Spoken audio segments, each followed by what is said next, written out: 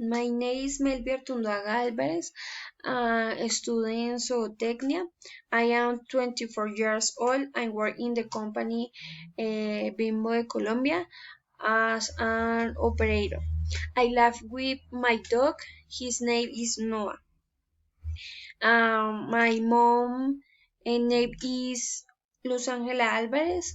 She's a housewife, and I have 7 brothers who all have different activities. The weekend I was on the university in a laboratory microbiología. I got home and rested, and at night I went to work. On Sunday is slept until 12 a.m. Got up,